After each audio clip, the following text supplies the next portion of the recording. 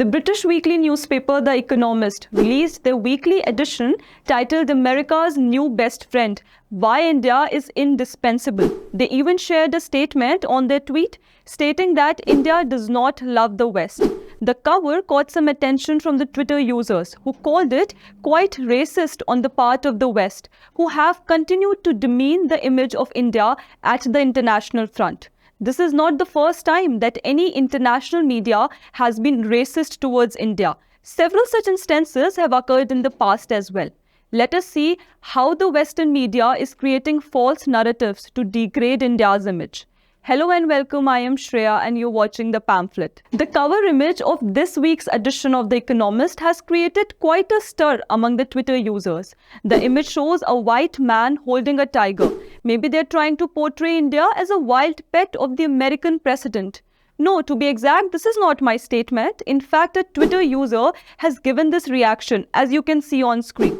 Some users even highlighted how the British has now transitioned India's image from being a land of snake charmers to that of tiger now, and that they should stop being a racist.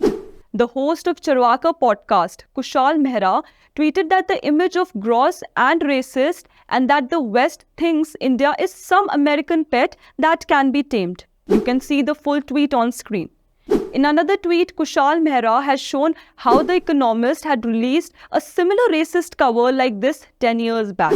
Some even called out The Economist for joining the league of other racist Western media like the New York Times or BBC.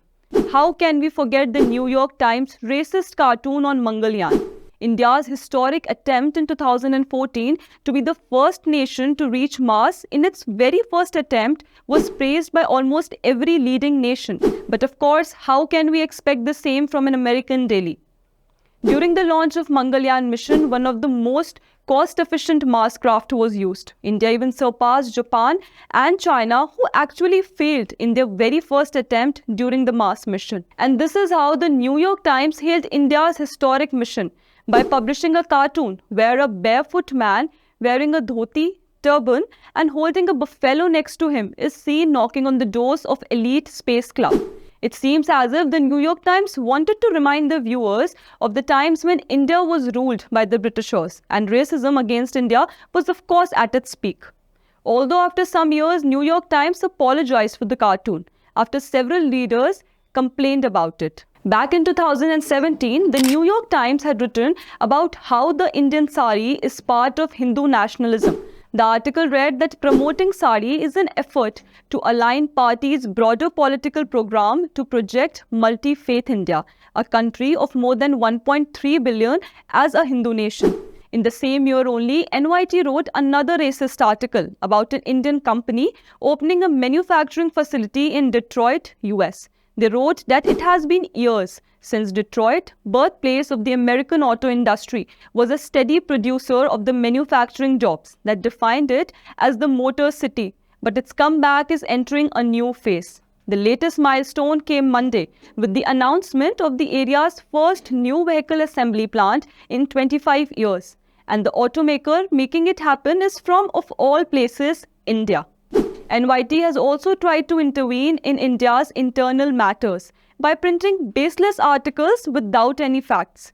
For example, the South Asia Bureau Chief of New York Times, Ellen Barry, had indulged in whitewashing the 2002 Godhra carnage, where about 59 people were burned alive in a train. She also lied while insulting the victims of the incident in her report on Gulberg Society verdict. Such racist attitude by the Western media gives us a clear picture of their institutions and their outdated perception about India and its people.